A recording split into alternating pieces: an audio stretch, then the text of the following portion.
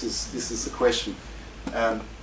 Back is in spasm because there's so much damage. Well, as I said, pain's part of the protective system. It's part of the response system, and spasm is just another part of that protective response as well.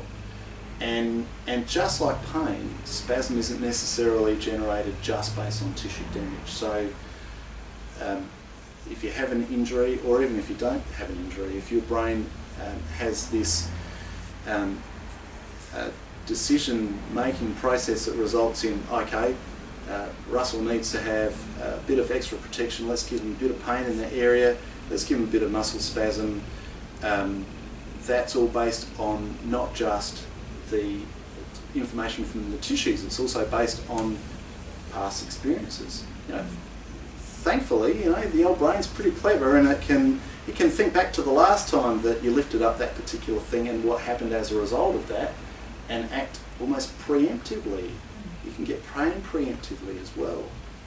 So, so that's another really important thing to remember too, that there's actually a preemptive ability of the brain to generate pain, spasm, and all kinds of protective responses. It doesn't have to just rely on tissue.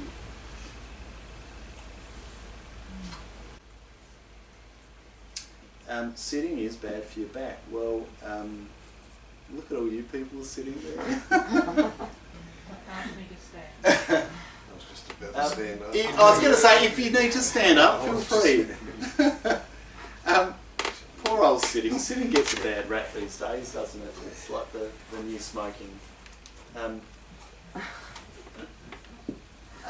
But, you know, sitting's okay. We're designed to sit. We need to sit. We need to sit to drive the car. We need to sit to go to the loo. We need to sit to come and listen to seminars like this. So, you know, sitting's okay, and it can certainly hurt when you've got back pain. There's no two ways about it, and it can hurt to be getting up from sitting when you've got low back pain too.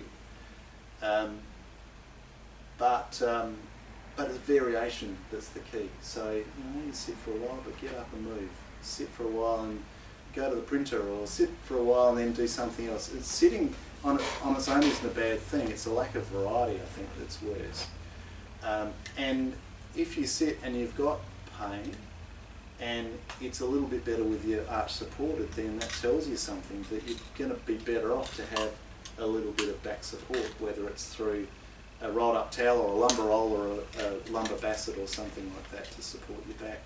The evidence isn't quite so strong about back posture and sitting and back problems as it was once thought.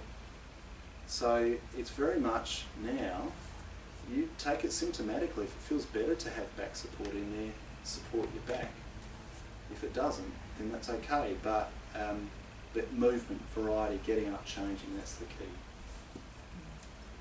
Can you imagine living without sitting? It'd be pretty hard, wouldn't it? Alright, next one. Passive therapies are the answer for persistent low back pain. And I'm talking particularly about persistent low back pain here. So, and by passive therapies I mean mobilisation, manipulation, adjustment, soft tissue massage, electrotherapy, all of those things. So really that encompasses all of the health professionals, doesn't it? And they're not for persistent low back pain. And some of these things can give you some short-term relief and get you over a hump, you know, if you're going through a bad patch, for sure. But in terms of a solution for persistent low back pain, the answer is actually a lot more multifaceted than that. And I'll talk in a moment about what the evidence says about the solution for persistent low back pain.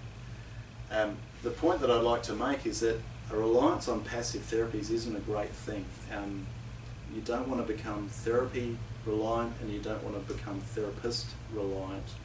You really want that sense of control yourself, rather than to be placing the control in someone else's hands. I think that's a really important point to make when you're talking about a persistent pain problem.